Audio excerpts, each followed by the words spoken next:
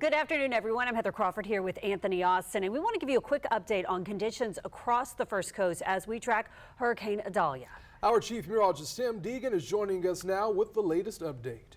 All right, well, the core of the hurricane is now heading from Ware County into Pierce County, and as it goes from northwest to north of us now, we're going to start to begin to see the wind gust decrease in the Jacksonville metropolitan area. Since about 11, we've seen frequent wind gusts of 55 to 60 miles per hour, but that's going to begin to taper off. It won't suddenly end, but begin to taper off, whereas you folks over southeastern Georgia, you're going to be dealing with Cat 1 conditions for some of you through the evening hours. This is a look at the tropical storm force winds. So until about sunset, we're going to have these over northeastern Florida, but then by sunset, the hurricane and the damaging wind concern will pretty much be in the Savannah area, getting up toward Hilton Head, and then eventually toward Charleston. So the wind event will now begin to gradually decrease for those of us over northeastern Florida. Going to take a little bit longer over southeastern Georgia, but the flash flooding concern, which all along has been along and northwest of the core, is now pretty much pulling away. Once it pulls away from northern Ware,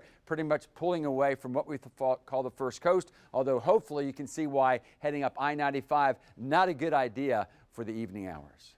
All right, Tim, thanks so much. We want to check in now to see what it's like out in the San Marco area in Jacksonville, where we're seeing the effects of Hurricane Idalia. Our Atia Collins is there, and Atia, I can see the water behind you. Tell us what's happening there in San Marco. Yeah, Anthony, I'm here in Riverfront Park in the San Marco area. I want to show you what we're seeing here. This street has been blocked off by emergency vehicles, and you can see water coming over that wall. I've talked to some residents here in the area who say that there is water in their basements, a lot of them just hoping that it doesn't get any worse. Take a listen to a woman we talked to just moments ago. They've been out, they've dug up this yard like 3 times now. We now have like 1, 2, 3 manholes. It really did nothing. It really did nothing for the water, as you can see. It can't drain, for one thing, right now. So just dealing with it, 25 years worth for me.